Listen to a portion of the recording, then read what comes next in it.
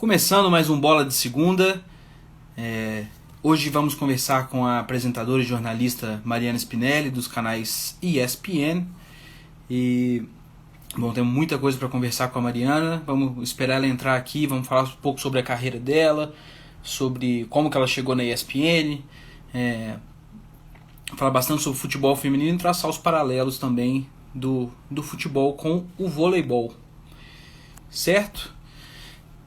À medida que forem entrando, fiquem à vontade já para participar também do nosso papo aqui. A gente vai tentando colocar as mensagens de vocês também na nossa conversa aos poucos. Bom, vamos agora. Enquanto a Mariana não entra, aproveitem aí para mandar essa live para outras pessoas que tiverem interesse no tema. E a gente já começa daqui a pouquinho, tá bom?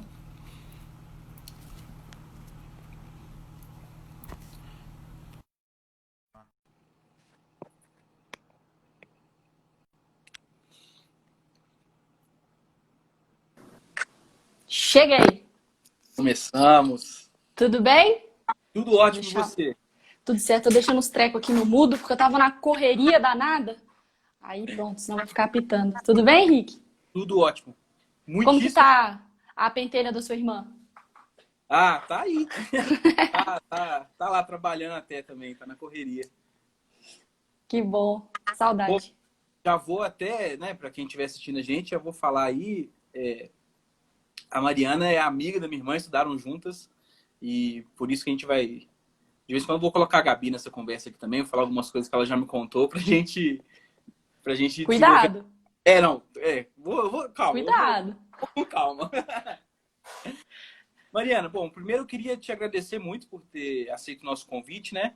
Acho que vai ser muito legal, assim, a ideia desse nosso quadro é a gente conversar com pessoas ligadas ao esporte, mas não necessariamente ligadas ao voleibol. E a gente conseguir traçar paralelos aí entre diversas modalidades. Então, muitíssimo obrigado pela disponibilidade. Eu sei que você está na correria aí. Não, eu que agradeço pelo convite. E é um prazerzão também. Eu acho que quando a gente luta por tantas outras modalidades do esporte, além do futebol, como eu luto, talvez, apesar de ser futebol, né, o futebol feminino, mas eu acho que a gente tem que dar atenção para outros esportes que, tanto no masculino quanto no feminino, também merecem mais atenção, né? E, ok, tem o asterisco da Gabi, que ela me ameaçou de morte também, então não tinha. Faz parte. Então, eu queria começar, na verdade, primeiro, começar do começo da sua trajetória, né? Você vem de uma família família toda de jornalista, né? O pai, a mãe, você e seu irmão. Como que foi para você? Assim, teve algum momento que você teve um estalo de, quero trabalhar com a mesma coisa que meus pais trabalham, ou foi uma coisa bem natural? Eu já tô aqui no meio e é isso que eu gosto, sempre foi assim. Então, foi muito louco isso, né? Porque são os quatro. Mas assim, quando eu terminei o terceiro ano, eu sabia que eu gostava muito de audiovisual. E aí eu achei que eu ia fazer cinema. Porque eu gosto muito de série, gosto muito de filme. Aí eu falei, beleza, vou fazer cinema. Só que aí, obviamente, desde pequena eu já acompanhava meus pais, já... Meu áudio tá chegando bem pra você? Minha imagem? Só pra saber. E aí sempre acompanhei meus pais, então, sem querer, eu sempre estava no meio do jornalismo, sabe? Mas eu nunca quis me assumir assim, vou ser jornalista. Eu falava, vou fugir um pouquinho disso, vou mexer com cinema e tal. Mas, obviamente, tem uma questão de que o mercado é muito difícil aqui no Brasil, do cinema. E aí, quando eu me dei conta, a minha mãe até conta essa história, eu não lembro, mas que eu cheguei na sala e falei, mãe, eu vou fazer jornalismo, mas se eu não quiser, eu posso sair? Se eu não gostar, eu posso sair? E ela falou, claro, aqui em casa eles nunca me pressionaram, nunca teve muito essas coisas, não, assim, faz o que você quiser, mas se você escolher o jornalismo, bem legal, porque já é a família inteira. E aí eu fui pro jornalismo, mas assim, com um pé atrás, de, porque é óbvio que quando você não... Por mais que os seus pais trabalhem no jornalismo e você saiba, é diferente quando você entra no jornalismo e você abre o leque. E você descobre o que você pode fazer. Porque aí você fica, eu vou trabalhar cobrindo isso, cobrindo aquilo. Não quero fazer esporte, sei lá, ficava vendo minha mãe. Olha como é que eu queimei a língua, né? Minha mãe trabalhando no final de semana, perdendo festa de família, aniversário. Mas é muito natural, eu acho que é isso. O caminho, ele vai não tem como você fugir. Aí você gosta do audiovisual, você tem pai jornalista, você já cresceu com isso, você entra pro jornalismo. Você gosta de futebol, você gosta de esporte, você tá muito próxima disso. As coisas vão caminhando mesmo, sem que talvez você tenha consciência do que você tá fazendo, sabe? Uhum. E, assim, eu queria saber como é que você foi parar na ESPN. Eu vou te perguntar, assim, eu vou te falar a minha versão dos fatos. A Gabi, eu lembro que ela falava de você, que vocês estudavam juntas e tal. E aí, de repente, ela chegou em casa, ah, não, porque a minha amiga mudou para São Paulo, tá trabalhando na ESPN. Eu falei, "Poxa, como assim?" E aí eu lembro de passar o tempo, já te ver no site da ESPN, depois apresentando os programas, enfim. Como é que foi essa mudança de sair de BH e ir para São Paulo e morar sozinha, enfim? Então, foi basicamente como a Gabi te contou. Foi um caos, assim, muito, muito repentino, porque eu tava, nossa, nem sei mais, estava no meio da faculdade, sei lá, no quarto período, e aí surgiu aquele processo de estágio, normal, assim. E aí até um pessoal da minha sala falou, ah, faz aí o Caldas e o Capanema, falaram, ah, se inscreve aí e tal. Eu falei, ah, para, o que eu vou arrumar lá em São Paulo, né? Nada a ver, eu não conheço ninguém lá, qual a chance de eu mudar? Olha eu queimando a língua de novo. E aí eu me inscrevi. E aí eu fui na calada, não falei pra minha mãe, não falei pro meu pai, não falei pra ninguém e fui passando de fase. E aí esses meninos também tinham inscrito nesse processo. E aí um dia eu cheguei na sala e falei, e aí, vocês receberam o e-mail? E aí eles não. Aí eu falei, puta merda, passei. E aí a coisa foi acontecendo. Aí eu tava eu ia pra Record ou pra Itatiaia, aqui em BH, tava sofrendo, em pânico, ai, qual que eu vou? E eu já tinha passado na ESPN e ninguém tinha me contado. E foi assim, foi questão de um mês. Eu recebi até um vídeo do Rômulo Mendonça falando, ah, sua sirigaita, você passou, não sei o que e tal. E aí, coisa de um mês, eu comecei a procurar apartamento, república, liga para amigo da amigo da amigo da mãe para poder me receber lá, porque eu não conhecia ninguém de verdade. As pessoas que eu conhecia lá em São Paulo eram amigas da minha mãe de trabalho, amigas da minha tia do trabalho. Então, jovem, assim, alguém para ser minha amiga, eu não tinha ninguém. Mas aí eu falei, ah, sabe, tô nem aí. Eu vou arriscar, vou pular de cabeça, é uma oportunidade. Nunca tinha pensado em ir pro esporte, quer dizer, já tinha pensado em ir pro esporte, mas não dessa forma. E falei, ah, vou embora, vou para São Paulo. Se der tudo errado, eu volto. Eu até tinha um plano assim, ficar 6 meses, ver se eu gosto ou não, e volto. E não voltei. E, e aí muda a faculdade, muda tudo. Mas foi muito. Sabe quando a coisa parece que deu tudo certo? Porque eu cheguei lá dia 8 de janeiro de 2018. E eu já me senti muito tranquila, muito em casa. Pessoal, muito gente boa. É óbvio que se adaptar com São Paulo é meio maluco, assim. Tipo, no primeiro dia que eu saí na estação de metrô, eu chorei. Porque eu não sabia o que eu ia fazer. Eu olhei pro lado. Sim, porque na ESPN tem muita gente que é de Minas, né?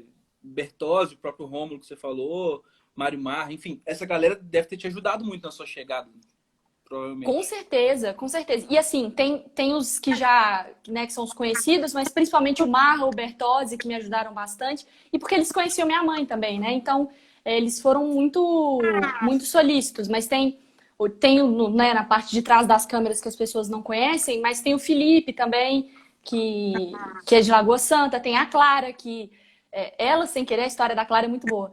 A Clara é fã da minha mãe e ela trabalha lá na ESPN. E aí, eu ainda não tinha recebido o vídeo que eu passei na ESPN. Isso eu nunca contei, vou contar pra você. Eu ainda não sabia que eu tinha passado. E eu tava em pânico, Record, Itatiaia, pra onde eu vou, não sei o quê. Blá, blá. E a Clara ficou sabendo lá na redação da ESPN que eu tinha passado, mas eles ainda não tinham avisado pros candidatos. E a Clara manda uma mensagem pra minha mãe. Ah, que beleza, a Mariana vai vir pra cá. E não sei o que felicidade, blá blá blá. Que é a Clara, eu sou muito sua fã, Adriana e tal. E a minha mãe, cretina, me viu chorando, tentando decidir, e não falou nada. E deixou lá eu sofrer com as escolhas da vida, já sabendo que eu tinha passado na ESPN. Se vira, se vira. Ó, uma coisa que eu já percebi, uma das últimas perguntas que eu tinha separado para te fazer era sobre projetos futuros, mas agora eu já sei. O que você falar que você não vai fazer é o que vai acontecer. certeza absoluta. Olha, eu não quero cobrir uma Copa, nunca, nunca, nunca. Olimpíada, tô fora. Tomara que não. Vai dar certo. Bom, a gente já tocou aí no assunto da galera de Minas te ajudando na sua adaptação. Você assume o seu time do coração, né? Eu já vi. Então, Ah, não, eu não falo, mas todo mundo sabe. Então, assim, é uma ah, coisa que não tem muito como eu esconder por todo o contexto, mas assim, principalmente agora que eu tava esse tempo, inclusive cobrindo os times de Minas, aqui em casa, na real, todo mundo sabe os times que minha mãe, meu pai torcem, meu irmão, eu torço, mas a minha mãe cobriu muito tempo os dois também. E ela sempre e cobriu a época de título de um, trabalhou dentro do outro. Então, a minha mãe sempre me ensinou muito desse. E é muito louco, porque é natural. Você consegue desligar uma chavinha, sabe? Então, quando eu tô trabalhando, eu penso assim: é o meu rosto, é o meu trabalho, é a minha carreira em jogo. Independentemente do que eu torcia antes, torço, enfim, a coisa muda muito. E é muito legal quando você vê o reconhecimento de ambas as torcidas, sabe? Porque você toma muito cuidado pra não. Desculpa o termo, mas pra não fazer cagada, sabe? Para não. Porque é o seu trabalho, é a sua carreira e você não pode vacilar. E eu gosto muito. Então, se falarem assim pra mim: ah, Mariana, você vai ter que cobrir o seu pior inimigo da vida. Eu vou com um sorrisão na cara. Porque, sabe, eu fico muito mais feliz de ver a matéria no ar ou ver a reportagem do que pensar quem que tá vestindo a camisa ou quem é a pessoa ou enfim. eu até me identifico um pouquinho, porque eu trabalho no Cruzeiro, mas eu não costumo também ficar falando sobre futebol fora do clube, e eu consigo me identificar nessa sua fala do seu trabalho ser mais importante do que qualquer outra coisa que envolva ali, né? Tem gente perguntando seu time, mas depois o pessoal pesquisa e descobre. Você É acha, isso. você acha que isso... Porque tem muito jornalista que não assume o time, que não fala de jeito nenhum, e que tem medo de represália, de torcida, etc. Você acha que é bom, é ruim? Porque na ESPN tem muita gente que fala, né? O time que Ah, torce. eu acho que é muito pessoal, sabe? Por exemplo, eu já conversei com narradores que falam: ah, eu não vou falar meu time porque isso pode implicar diretamente no trabalho dele, no sentido de assim, pô, o cara vai narrar um gol, aí um dia que ele não tá bem, narra mais ou menos, ah, é porque você torce pra não sei o quê, e aí para de botar o cara nesse jogo. Então, eu acho que eu entendo, assim. Agora, por exemplo, suponhamos, ah, Henrique, amanhã você vai ser o setorista do Flamengo. Você vai cobrir todo dia o Flamengo lá. E aí você chega numa live e fala: oi, galera, eu torço pro Fluminense. Você vai apanhar, entendeu? Não vai dar. Então, acho que depende muito da sua função. E também como você faz isso, né? Eu, por exemplo, o Mário Marro e o Léo Bertozzi são atleticanos e falam tranquilamente sobre isso, mas são caras que botam a profissão muito, muito à frente. São caras que conseguem separar, né, a torcer ou ser um profissional. Ele é um profissional antes de torcer para qualquer outro time. Então, acho que entendo quem fala, entendo quem não fala, mas assim, é óbvio que todo mundo tem um time. Ninguém vai entrar para o jornalismo esportivo para trabalhar com futebol porque abomina o futebol. Ah, eu odeio futebol, vou trabalhar com isso, sabe? Você tem que ter algum tipo de relação com o esporte para você tá entrando nele, assim, principalmente no futebol aqui no Brasil. Então, assim, ter um time, todo mundo tem. Querer falar ou não, eu acho que vai muito da situação da pessoa, da fase da carreira que a pessoa tá. Acho que do que ela tem como objetivo, não sei, acho que às vezes as pessoas pressionam ou falam. Porque aí se a pessoa sabe, ela também te enche o saco. Se a pessoa não sabe, ela inventa um tanto de coisa. Então eu entendo também que. Descobrir. Então deixa quieto, deixa. Eu acho que é hipócrita a gente falar que a gente não torce. Nossa, não, que isso, futebol, eu torço pra minha, sabe? Todo mundo torce pra alguém, isso é óbvio. Mas é como que você separa essas duas coisas. Eu prezo, e não é papo de RH, não, sabe? Eu prezo muito pelo meu trabalho. Me mata quando alguém fala assim: ah, você tá fazendo isso porque você torce pro Galo, ah, você tá fazendo isso porque você é cruzeirense. Isso me mata, porque às vezes você ficou empolgada para fazer o trabalho ou para trazer uma informação, enfim. Eu acho que tem que saber mesclar a coisa. Sim. Bom, vamos começar a falar de futebol feminino, que é um dos seus temas favoritos. Eu queria que você falasse como que você avalia o momento atual do futebol feminino, mas de forma geral, primeiro. Teve uma visibilidade muito grande em comparação ao que era a partir da última Copa do Mundo, mas ainda está muito distante do que pode ser, e eu acredito que existe um mercado muito grande ainda para o futebol feminino. Como é que você vê o futebol feminino hoje? Eu vejo que a gente está em subida. Isso é inevitável, assim. Eu acho que a gente chegou num ponto também, como sociedade mesmo, sabe? Eu acho que o futebol feminino, ele caminha de acordo com o que a cultura ou como uma sociedade pensa. Então, se a gente vivia numa sociedade muito machista ou numa sociedade muito excludente, essa palavra, você naturalmente você vai excluir os esportes que envolvem mulheres, ou a mulher votar, ou a mulher fazer isso, ou a mulher aqui. Então, acho que o futebol feminino, nesse momento, ele está caminhando junto com a sociedade. Então, a partir do momento que as mulheres têm mais voz para brigarem ou para levantarem as bandeiras, naturalmente, tudo que elas se envolvem, elas conseguem brigar com mais força. Então, acho que a gente chegou num ponto que não anda para trás. Eu acho que o mais importante, talvez, desse legado da Copa de 2019 foi apresentar para o mundo que existe um futebol bem jogado, sabe?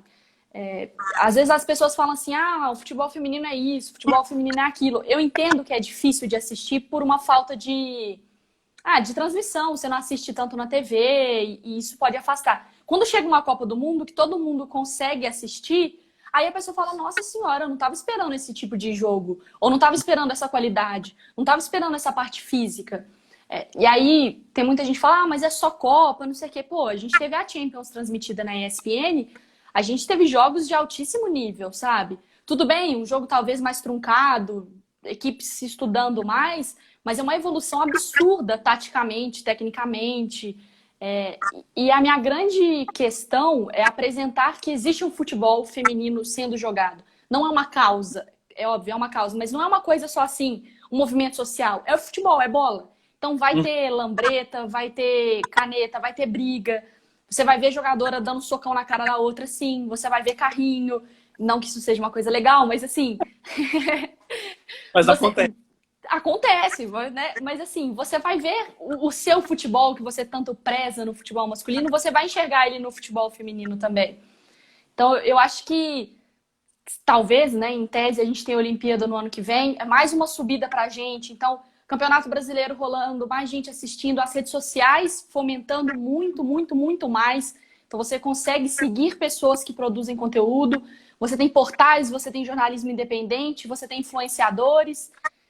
Então, o material está chegando e é natural. Então, as TVs vão comprar, os resultados vão vir, a coisa vai aumentando. Chega uma Olimpíada que dá aquela explosão, saímos do ciclo olímpico, tentamos manter um pouquinho, vem Copa do Mundo, até a coisa consolidar mesmo. Mas é um processo. Eu sou muito otimista, estou muito otimista. Sei que tem muita coisa para melhorar, mas sabe aquela coisa de... vou aproveitar também agora, porque tá legal, sabe? O retorno é muito legal. Eu tô numa live aqui agora e você tá me perguntando sobre isso. Então há um interesse, sabe? Eu vou até aproveitar aqui a pergunta do JVO Macedo. Ele te pergunta, Mari, aí ele coloca aspas, o futebol feminino ainda não dá o mesmo retorno financeiro que o masculino. O que você acha dessa frase? Mas é verdade, o retorno financeiro não é o mesmo, mas também não se investe o mesmo. Você não paga 300 mil reais por mês para uma jogadora.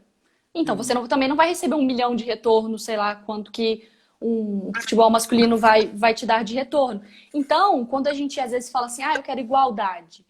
Eu não quero o salário do Neymar. Quer dizer, querer eu quero, mas eu não quero, neste momento, para o futebol feminino, que isso seja a regra, porque eu sei que não é possível. Então, eu quero igualdade no sentido de, tem um uniforme só para elas? Tem um espaço para elas treinarem? Tem um vestiário bem cuidado? Elas recebem um salário em dia, independentemente de qual seja? Elas têm condição de ir, de voltar, um campo legal para treinar? Tem o treinador? Henrique, é muito maluco quando você conversa com algumas pessoas que falam, não tinha água pra gente. Como assim não tinha água, sabe?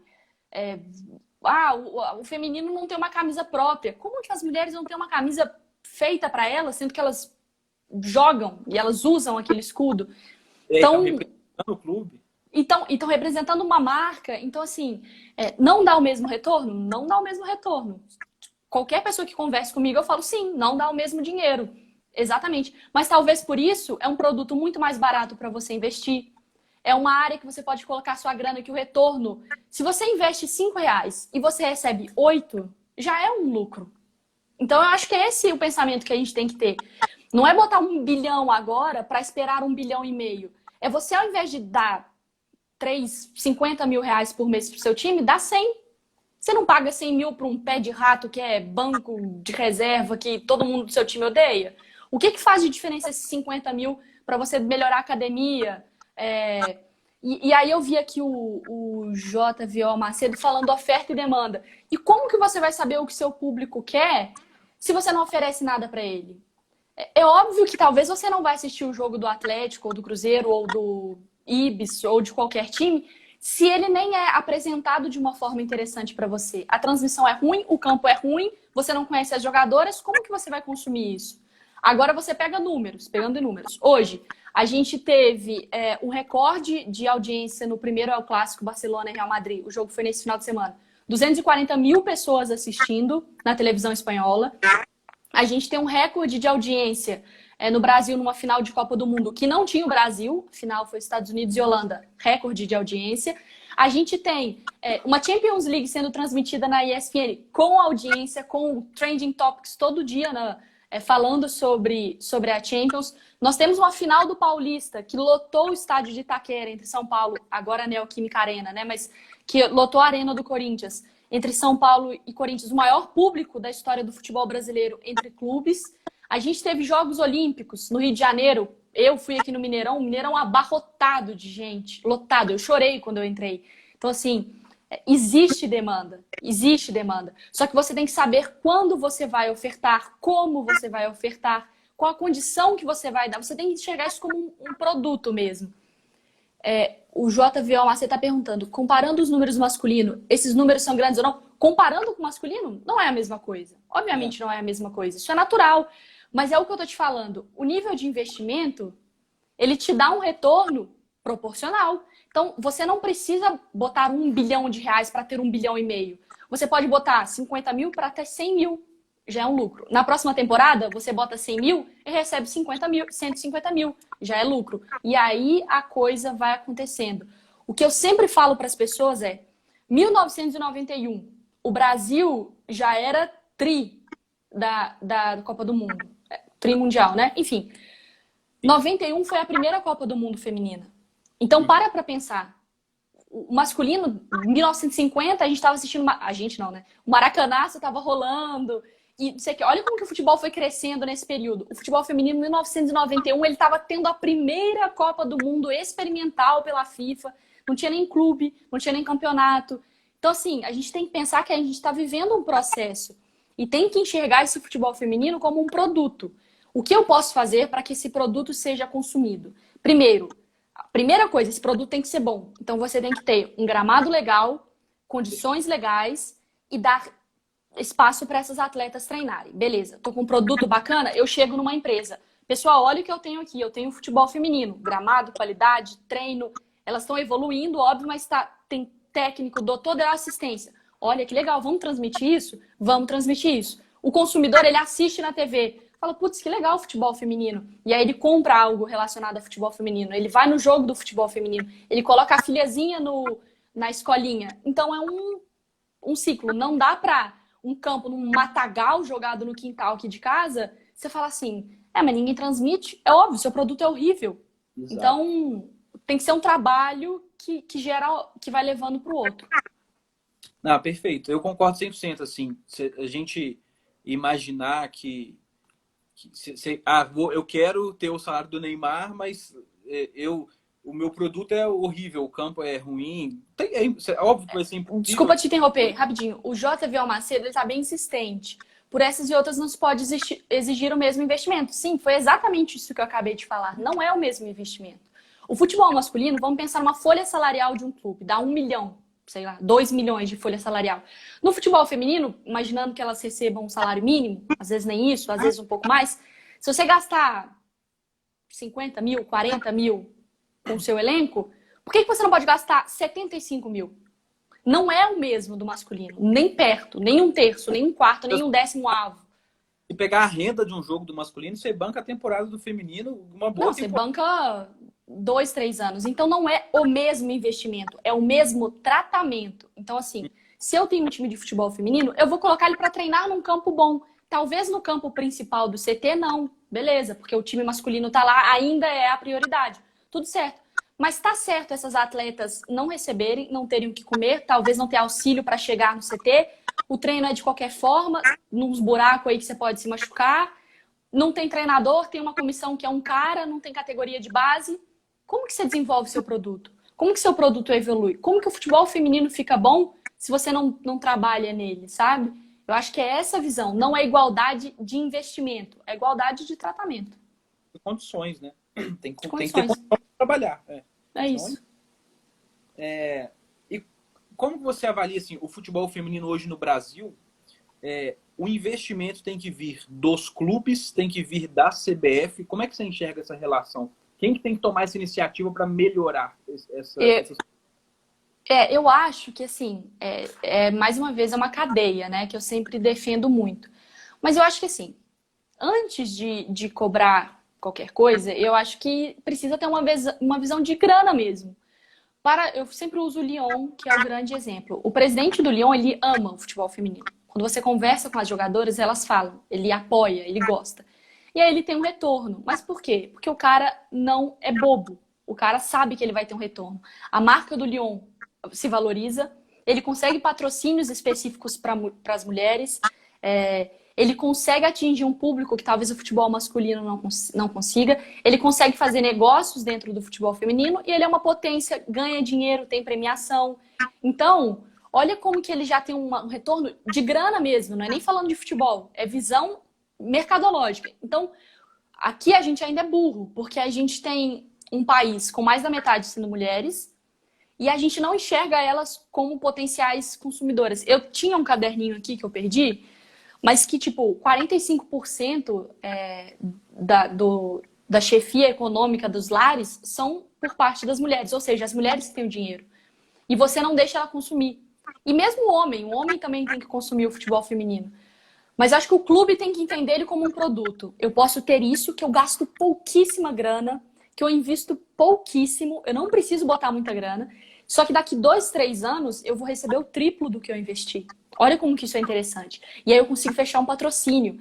E marketing tem muito do valor de marca, né? De você entender, você olhar para aquele time e pensar, esse time é da hora. Olha o trabalho do Bahia. Pô, esse time do Bahia, eu comprei uma camisa do Bahia pelas ações do Bahia, pela imagem que o Bahia me passa. Ou seja, eu gastei R$ 100 para o Bahia, dinheiro para eles. Então, além do retorno financeiro, você tem um retorno de marca, de imagem. Então, o clube tem que entender que isso é um produto. E aí, depois, paralelamente, a CBF tem que falar: oi, eu sou a federação, eu vou dar condições, eu vou dar um campeonato estruturado. Durante a pandemia, eu vou dar um dinheiro para vocês conseguirem manter as equipes femininas, enfim, vou ajudar vocês aí. Mas agora está na mão do clube. Se o clube não quiser fazer acontecer, não vai fazer acontecer. Não adianta eu ficar aqui berrando todos os dias pedindo futebol feminino. E não adianta o fã do esporte vir para mim e falar: pô, Mari, mas por que você não transmite? Primeiro, porque eu não mando em porra nenhuma. Mas segundo, porque não adianta. Eu vou oferecer, vou colocar na TV um produto de um jogo que o campo é um barro ou que o campo não tem luz. Qual televisão vai querer comprar isso para transmitir? Então, precisa existir um produto interessante, que vem de federação e que vem da vontade do clube fazer acontecer. Senão não adianta nada. Uhum. E é bom essa sua última fala aí, que nós já descobrimos que todo mundo que comentou errou o seu time, que o seu time claramente é o Bahia agora, a gente já sabe. Exatamente. Exatamente, já descobrimos. Mariana, o Tobias perguntou aqui, se você souber sobre, poderia falar qual o caminho para as meninas que querem jogar profissionalmente têm que fazer para chegar nos clubes?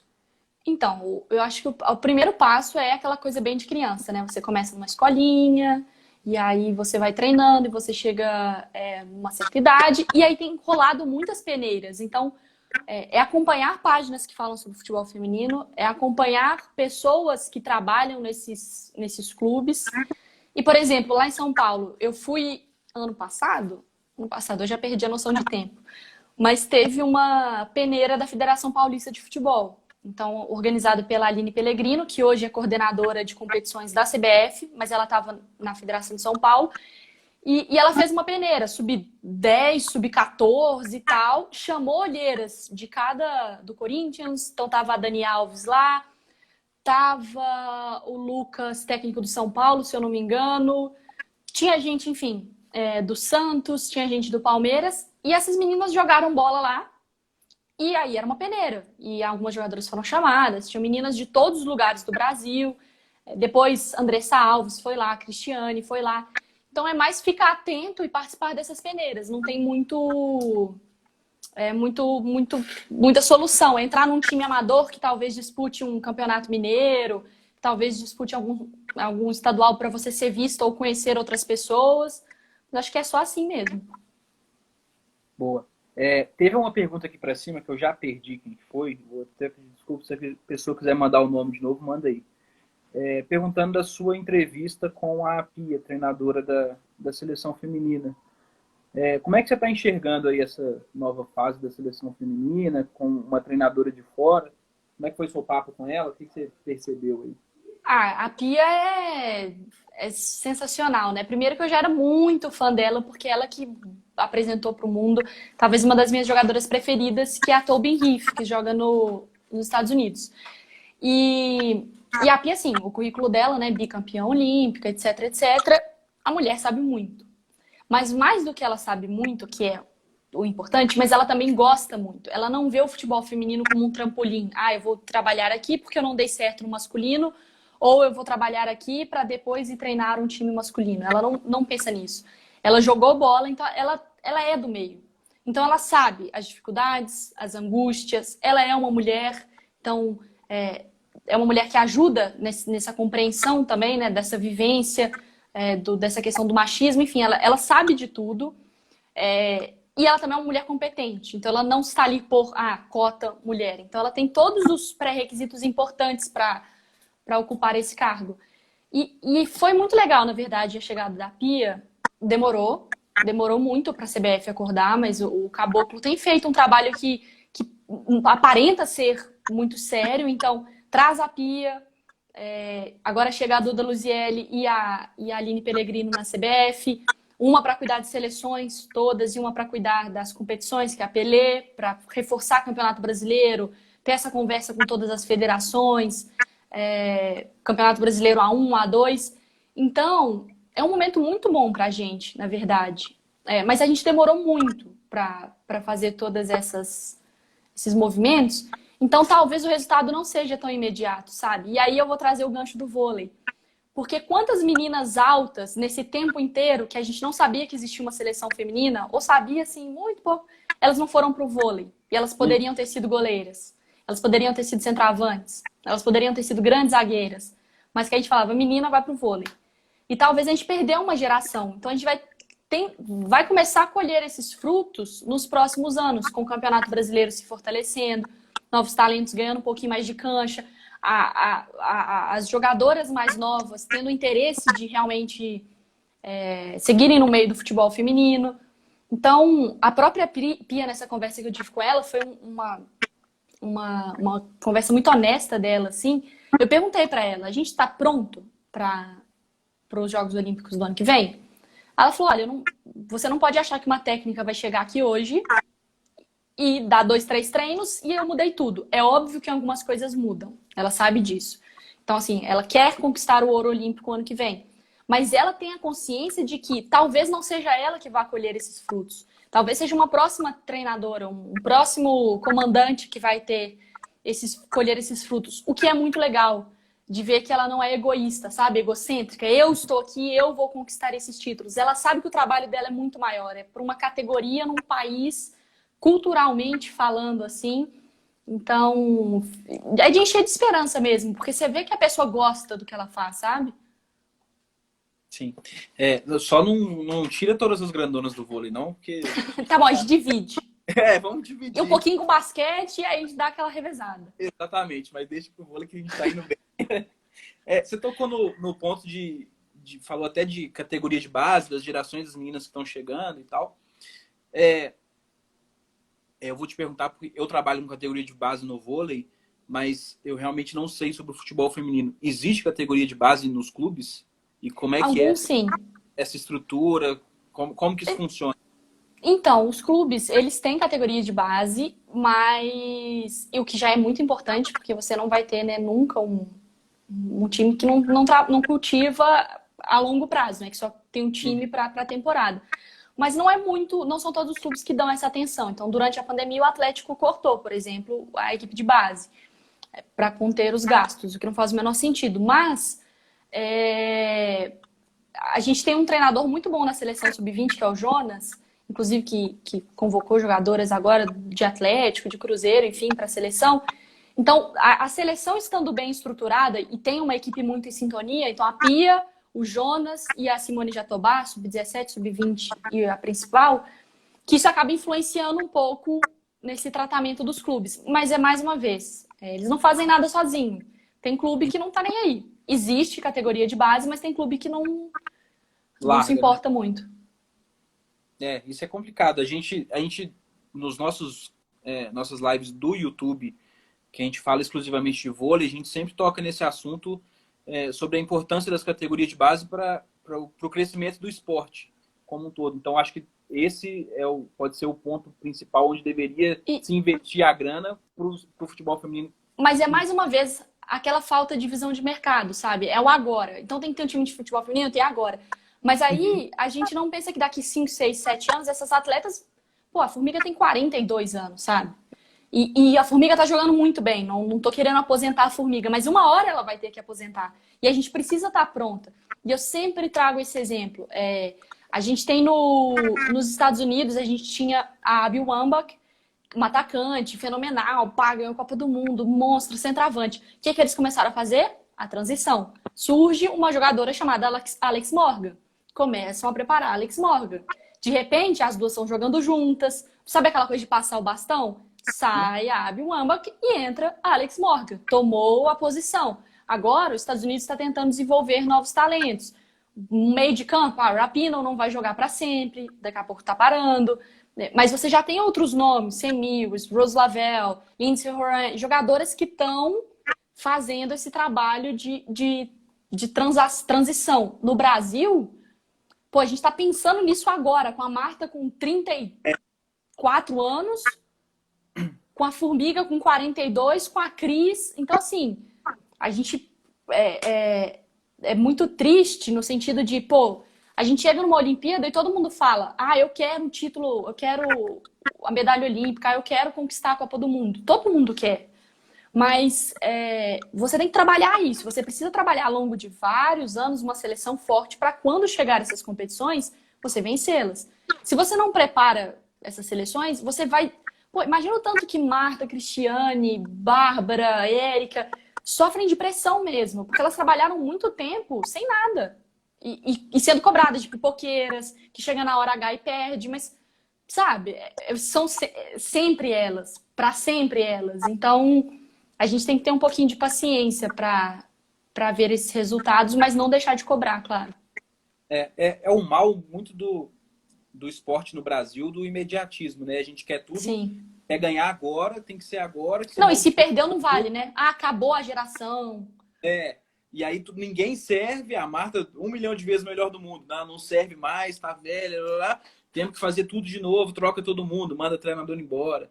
Ao invés de pensar no processo do dia a dia até chegar lá. Isso é difícil e acontece muito no vôlei também. Esse imediatismo de não ganhou a Olimpíada no vôlei, nossa, foi horrível, nós temos que trocar todo mundo.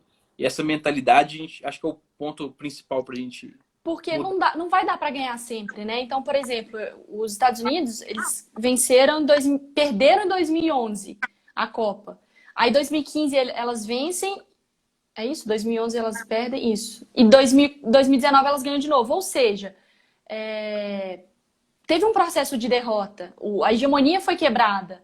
Mas tudo bem, era um processo. Eles estavam fazendo uma passagem de bastão, sabe? Então, até nas grandes seleções isso acontece. Então, é óbvio que não tem que ficar, tudo bem perder. tudo bem perder, entre aspas, se você entende que está acontecendo alguma coisa. Agora, se você perder algo, você perder porque você simplesmente não tá nem aí beleza, você merece a cornetada. Isso aí. Bom, vamos ver aqui os comentários da galera. Tem gente elogiando demais aqui. Participação de mulheres na gestão é muito importante. Sim, em todas as áreas dentro do crescimento do esporte feminino, as mulheres têm que estar presentes, obviamente. Mariana Spinelli, melhor jornalista da ESPN. Que moral, hein? Tá querendo alguma coisa. Tá querendo algum favor. Ó, então é o seguinte, eu queria falar agora sobre outros esportes femininos. Dentro da ESPN, você tem que cobrir diversos esportes, e esportes que para o público brasileiro não são tão do dia a dia, né? Então, futebol americano, beisebol, etc. Como é que você fez para se adaptar aí? Você já acompanhava esses esportes? Como é que você fez para se adaptar, para conseguir falar bem sobre esses esportes para o público que já acompanha? E se você consegue também acompanhar essas modalidades, o esporte feminino nessas modalidades? Então, sendo muito honesta, não acompanhava com tanta frequência como eu acompanho agora. O beisebol é uma coisa que eu não consigo acompanhar, até porque eu não entendo muito. O Birata Leal, se ele vê isso, ele vai me matar. Mas também não dá pra assistir tudo, né? Pelo amor de Deus. Mas assim, primeiro, que pra me adaptar é assistir. Então, assim, eu sempre gostei, achei legal o basquete, mas não acompanhava com tanta força. Até porque, se mulher já não conseguia assistir futebol, porque já existia um preconceito, tudo bem que na minha casa não. Minha casa sempre foi muito tranquilo. Mas assim, meu pai não vai pensar assim, vou botar minha filha pra assistir NBA, sabe? Sendo que é um esporte que nem ele tinha contato. Meu pai não assiste basquete. Então ele me botou pra assistir o futebol. Mas eu sempre cresci muito no futebol masculino. Até pra assistir o Premier League, La Liga, Série A, né? O campeonato italiano. Não era comum, porque nem meu pai acompanhava. Então eu tive o futebol masculino brasileiro muito presente na minha vida. Imagina pra você ser mulher, tipo, qual a chance pequenininha de eu falar, vamos assistir Kobe Bryant? Isso pra mim não chegava. Nem sabia que existia, sabe? Então, quando eu entrei na ESPN, obviamente a gente estuda muito. E no dia a dia que você vai trabalhando, fica mais natural. Então, você chega na redação, tem a galera do futebol americano, tem a galera dos esportes americanos, né? Tem a galera do futebol brasileiro, tem a galera do futebol internacional. Então, você vai participando dessas conversas no dia a dia e vai ficando mais familiarizado. E aí você tem que... Mari, hoje você tá com isso. Amanhã você vai fazer isso. E aí você vai assistindo para se preparar. E naturalmente você fica mais familiarizado. Então, o que eu tenho, tirando o futebol, eu tento assistir mais, obviamente, NBA e a NFL, confesso que mais na época dos playoffs. Então, ontem eu tava assistindo Eagles e 49ers, mas assim, não é uma coisa que tá muito no meu dia a dia. Normalmente eu faço mais pra época do Super Bowl e tal. Mas é assistir e estudar. Então, eu assisto, eu converso muito, eu escuto muito e eu reconheço que eu ainda tenho muita coisa para aprender, sabe? Então, acho que ter um pouquinho desse pé no chão é legal. Eu não vou saber a mesma coisa de NBA do que meus amigos da redação, porque eles vivem isso há muito mais tempo, é muito mais próximo deles. Talvez eles cresceram assistindo basquete. Eu tenho uma vida inteira para tirar de atraso, assim, né? Então, eu vou estudando, vou aprendendo. Quando eu tenho que dar algum palpite, falo, vou falar isso, você acha que tá certo? É coerente? Você vai ganhando confiança, você vai ficando mais solto. Hoje, pra NBA, eu já consigo conversar de algumas coisas, mas tática na NBA não é uma coisa que eu manjo, por exemplo. E aí eu tento assistir um pouco da WNBA. Então, rolando finais, gosto muito da Sue Bird, tem a Damiris jogando também. Enfim, tem a Breanna Stewart. Então, eu tento sempre valorizar o esporte feminino. Só que tem uma coisa que as pessoas esquecem, que a gente é ser humano, né? Então, assim, nesse domingo, eu acordei 8 da manhã porque tinha Campeonato Espanhol Feminino, Barcelona e Real Madrid. Aí, às 10, já estava rolando o jogo do Manchester United feminino no campeonato inglês. Mas também estava rolando a Premier League, ou seja, futebol masculino. Eu estava com um na TV e um no celular. E aí chegou um certo horário que estava rolando Chelsea e Arsenal, feminino jogando cada um em um jogo. Eu num computador, no celular e na TV. Aí começou o campeonato espanhol, aí eu fui assistir o Real Madrid. Então tava Real Madrid, futebol feminino. E aí depois ainda teve Barcelona, teve Liverpool, teve NBA, finais da NBA à noite, teve jogo do Atlético. Ou seja, chega uma hora também que eu não tenho nem, É, sabe? como? Não consigo. Aí assisti o jogo do 49ers à noite. Então, assim, eu tento, na medida do possível, estar acompanhando tudo, mas é óbvio que algumas coisas eu vou me especializando. Então, é futebol brasileiro. Agora eu faço toda terça tem uma live de futebol internacional com a Fox e com a ESPN. Então, é Premier League, La Liga e Libertadores. Então, esse eu foco mais. E futebol feminino. E aí, em época de NBA, eu também foco na NBA. Mas aí eu vou... Não quebra-cabeça. É, muita coisa. Realmente não tem como abraçar Não tudo. dá. Bom, pra gente fechar essa questão dos esportes femininos, eu queria que você falasse como que você enxerga essa nova geração de comentaristas, né?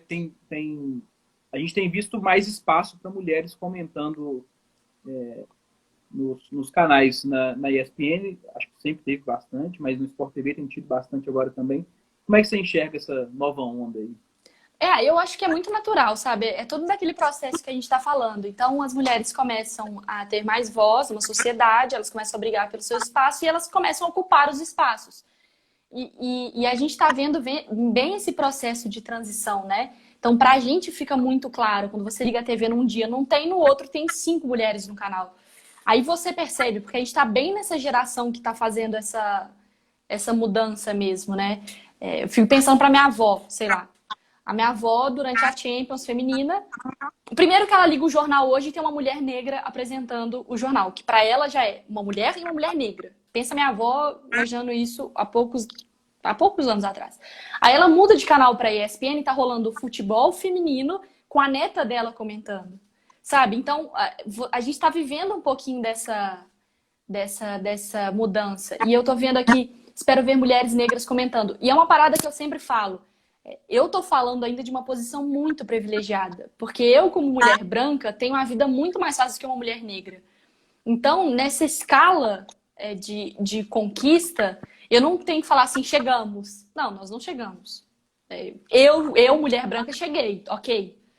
Ainda tenho muito o que conquistar, ok, mas eu tenho mulheres que ainda nem entraram, que eu preciso trazê-las junto comigo. Então, eu acho que a gente tem que também nunca esquecer disso. A gente tem mulheres entrando no esporte, mas a gente tem mulheres brancas entrando no esporte. A gente ainda exclui as mulheres negras. E os homens negros do esporte como um todo, né? Só você pensar que a maioria dos jogadores, a maioria não, porque eu não tenho esse dado, mas você vê uma grande quantidade de jogadores negros e você não vê técnicos negros, né? Então, a questão da raça ainda é muito, muito pouco debatida e a gente está começando a ter essa consciência agora. Mas eu acho que é muito natural, sabe? Esse processo de ter, falando agora mulheres, apesar da grande maioria ser mulheres brancas, porque a gente conquista o espaço e aí a gente tem, na ESPN, você liga, tem Marcela Rafael, agora com a fusão, né? Tem a Dani, tem a Marina, tem a Bibiana, tem a Beta, tem eu. Aí você muda de canal, você tem Ana Thaís Matos, você tem Karine, você tem Renata Mendonça, você tem Nádia, você tem Nadine Bastos comentando a arbitragem, Renato Roel comentando a arbitragem na ESPN. Enfim, tem Tainá Espinosa no Esporte Interativo. Então você tem mulheres chegando, assim. É representatividade, é conquista de espaço, existe uma perseguição com mulheres comentaristas e aproveitar esse espaço, muita gente confunde. Ah, Mari, eu não gosto daquela comentarista lá, X, eu prefiro muito mais você. Tudo bem, mas eu não sou comentarista. Então talvez você goste mais de mim porque eu não comento o jogo do seu time. Porque eu não sento na banca. Eu não te incomodo. Eu apresentar, ser engraçado, tudo bem, eu entendo o meu mérito, que também é uma função do jornalismo, só que você tem que entender todas. A Roberta Barroso é a nossa repórter lá no Rio. A função da Roberta não é comentar o jogo, é trazer informações, apurar entrevistas, o dia a dia. A apresentadora, ela é a condutora, ela é a maestra da coisa. Então, tem que ter, sim, um jogo de cintura, o conhecimento, tem que conhecer tudo, porque ela faz o programa inteiro. Então, tem que ter isso. A comentarista, ela comenta os jogos, ela vai falar mal do seu jogador, ela vai falar mal do seu time, ela vai falar bem do seu time. Então, tem que saber diferenciar, porque senão você comenta assim, ah, Mari, eu gosto muito mais de você do que da fulana. Tudo bem, nosso cargo não é o mesmo. Agora, se você me comparar com alguém do mesmo cargo, tudo bem, aí você pode preferir uma ou outra. Então, eu acho que as pessoas têm que saber diferenciar isso. E existe uma perseguição, sim, com mulheres que comentam futebol, porque a gente não vê nomes de homens entrando no Trending Topics toda semana sendo xingado, como a gente vê com uma pessoa específica, que todo mundo sabe de quem eu tô falando, de uma comentarista específica. Então, assim, você não... Ah, tem muitos homens comentaristas ruins. Tem. Assim como podem ter mulheres ruins, claro. Não é porque é mulher que é perfeita. Mas por que que o foco do ódio, ou o foco de encher o saco, ou o foco de marcar, ou o foco de subir no Trending Topics xingando, de criar essa rivalidade é só com mulher? Por que que não existe isso, sabe? Por que que existe um refresco com um homem que é ruim? Ah, ele só é um bobão lá na TV. E a mulher não, nossa, burra, odeio ela, jumenta, só, sabe? Então existe ainda uma certa perseguição nesse ponto, mas que a Renata Mendonça, da Vibradores e agora na Globo também, ela sempre fala, é importante qualidade, sim. E a gente, por ser mulher, a gente já se prepara mais porque a gente não pode errar. Ou se a gente pode errar é muito pouco, porque senão a gente tá ferrado. E a gente se cobra muito, porque a gente fica com medo de errar e da repercussão e de como que... Porque você, Henrique, você falar uma besteira aqui, tá tudo bem. Só que eu falar uma besteira, olha o que é mulher no esporte, entende? Eu viro tudo, entende? Você é só o Henrique da página X falando besteira. Se eu falar besteira, eu sou as mulheres. Então a gente tem uma responsabilidade muito grande com a outra, com a próxima geração, com a minha geração, com as mulheres que estão aí há mais tempo. Então eu tenho que honrar o que minha mãe, como jornalista esportiva, abriu de caminho para mim, sabe? Então existe uma pressão muito grande. Precisa ter qualidade? Sim, e a gente está trabalhando para isso todos os dias. Mas precisa ter quantidade. E a gente está chegando. Então eu já te falei um tanto de mulher aqui. E aí a gente vai povoando e muitas vezes a gente vê nas redes sociais querendo jogar uma contra a outra. Mas mal sabe que é um baita de um clube da Luluzinha, sabe? A gente é muito parceira. A Rê vai pra Globo e a gente fica feliz, e a gente comemora, e a gente grava vídeo pra ela do dia da estreia. A Ana faz uma coisa muito legal na Globo, no WhatsApp, comemora. Putz, Mari Champions, a Camila lá do Rio, da Rádio Globo, vai te mandar mensagem. A Aline Calandrini na Band. Então a gente tá fechada, sabe? E a gente vai se fortalecendo. Quanto mais mulheres nas redações, mais uma entende a outra, mais uma protege a outra, mais uma ajuda, ou acolhe, ou dá conselho, ou xinga, sabe? Tem que ter esse nível de mistura mesmo. Sensacional, muito bom. Ó, então, teve uma pergunta aqui no final que era sobre o Rômulo Mendonça. E aí, eu tenho que achar. Como? Se você aprendeu muito com o Mensageiro do Caos e falando que seus vídeos de duplo-duplo são os melhores. Cara, eu gravei um vídeo de duplo-duplo e deu erro com o Rômulo. Eu vou ter que gravar quando acabar as finais. Ixi. Porcaria. Deu problema. O Rômulo é muito legal porque ele narrou o vôlei nas Olimpíadas, né? Então, o público do vôlei também se identificou muito com ele. Ele foi o meme da Olimpíada no vôlei, assim. Então, o público gosta muito dele. Inclusive, Mari, eu vou te usar para ser o meu contato com o Rômulo, para em breve a gente trazer ele aqui também para falar sobre vôlei com ele, tá bom? Pode mandar mensagem. Ao vivo. O Rômulo, eu já conversei com ele sobre isso. Ele lembra dessa Olimpíada que foi muito marcante. Acho que talvez seja uma das coberturas mais marcantes para ele. Tem um duplo-duplo que a gente fez, eu acho. E eu aprendi muito com o Rômulo, mas muito de espontaneidade no vídeo também, né? Porque ele estuda muito, às vezes a gente brinca, às vezes eu vou gravar com ele e fico com medo de só falar besteira, porque ele é um cara engraçado e a gente se diverte. Mas é um cara que sabe muito, um cara que, sabe, de basquete é um absurdo que ele sabe, o quanto que ele consome e tal. Então, é muito disso. É um cara que brinca, que é conhecido pelas brincadeiras, pelo carisma, mas ele nunca falha com a informação. Quando você vê uma transmissão dele, ele sempre tá fazendo a coisa certa, ele sempre tá ligado, ele sempre conhece.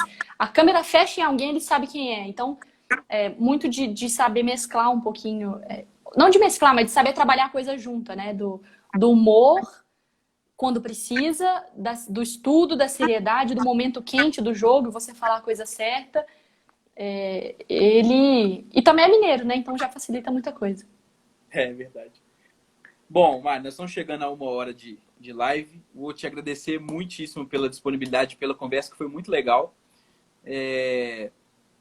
Espero que a gente tenha a oportunidade de conversar de novo. A gente nunca tinha conversado, né? Apesar de ser amiga, amigaça da minha irmã, a gente nunca tinha trocado uma ideia assim. Sim. Eu gostei muito e as portas ficam abertas para a gente poder conversar mais vezes. Muitíssimo obrigado. Obrigada a você pelo convite, todo mundo que tá mandando mensagem. Hit your Lakers. Ó, a Eline, desculpa se eu estiver falando errado. Eu agora sou do time que eu torço pro conteúdo que eu produzi. Então eu deixo um vídeo feito e aí eu torço para dar o resultado que eu preciso pro vídeo funcionar, entendeu? Então agora eu quero um empate na série, porque eu tenho um vídeo pronto sobre isso. Mas eu já tenho um vídeo pronto de campeão para cada um. Então, tamo bem. Então, agora eu gosto muito do LeBron. Então, não torço para ninguém na NBA, mas agora empata a série pro meu conteúdo ir bonitinho e aí na final tá tranquilo que eu tenho pros dois. Obrigada pelo convite, pelo espaço. A gente também pode falar depois, sei lá, não sou tão assídua no vôlei, mas trocar um pouco dessa ideia também. Obrigada. Show de bola. Valeu, Mari. Valeu, galera. Tá todo mundo assistindo. Tchau, tchau. Até mais.